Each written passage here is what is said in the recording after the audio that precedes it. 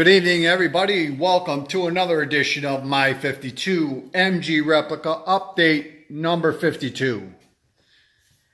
Today was the day. She went to her first car cruise today. A cruise in. Designer and Skylar. Everybody liked it. I'm going to give you a couple of updates on what had happened to the MG. Let's get into it, shall we? Friday, I took it down to get it inspected. Ran good on the way back until I got 2 miles from my house. And I pulled onto my road here, and she started spitting and sputtering. I pulled in the driveway and it stalled.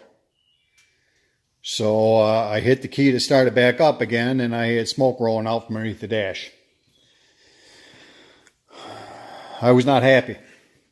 So I pushed her in the garage, and Saturday afternoon, that was Friday, Saturday afternoon, I pulled the dash apart.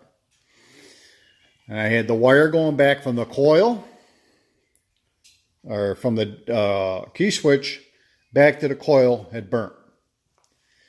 And it melted right through the insulation, and a couple other wires were affected. But I thought I would splice it with another piece of wire. However, that was a 14 gauge wire running back here to the engine compartment. And online, everybody says it should be a 10 gauge wire running back, 10 to 12.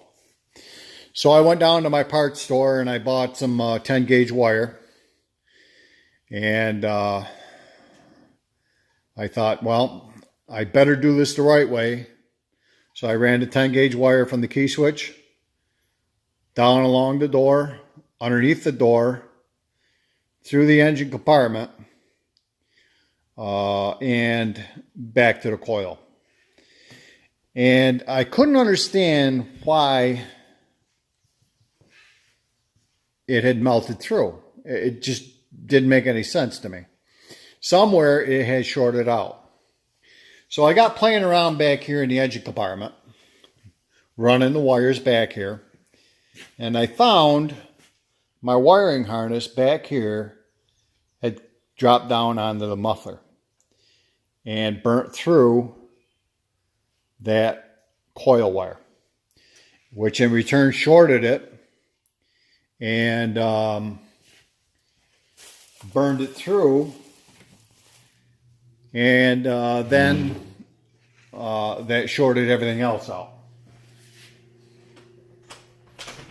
So I found that problem. I got the wires up off the muffler and secured them against the firewall, or against up in here, the wheel well in that area.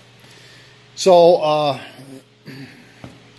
I also had a whining noise, and I had originally thought that it was the starter hitting the flywheel. However, I played around a little bit yesterday, and I pushed against the fan shroud. If you remember in the past videos, I put a 6-inch piece of pipe on the back of that fan, the front of that fan, and came off it with 2 4-inch pieces of pipe down along the front of the tires to draw in cool air to keep that motor cool. Well, when I put that on, I went out 5 inches from the fan that way, so I had room for my 4-inch pieces to come off of there. Well, when I put the body down on, it pushed against that 6-inch piece, or that 5-inch piece, and pushed it into the fan shroud, which made the shroud move against the fan, and that's where my noise was coming from. So yesterday, when I got home from work, I got in there and moved that 5-inch piece of pipe this way, away from the fiberglass wall there, and it runs nice and quiet now. What else? I think I'm going to this winter. I need a project anyway. This winter I'm going to do wood floor in here, over there, and under the hood. I think I'm going to, because I don't really like the carpet that's up in here especially. And if I can get away with putting some wood up in there that looks like oak, that looks like the dash, I won't have any worries about leaving the hood open for people to see at the shows. What else? I put the rear tire cover on because I knew I was going to make it over to the show today. So when this goes up to be buffed and polished, I'll take that off. Hopefully in another week or so, the guy's going to be able to do it. He told me last Friday that he wasn't going to be able to get to it for a while, so hopefully in the next week or so he frees up some time and gets it in there and gets it polished. Thursday is a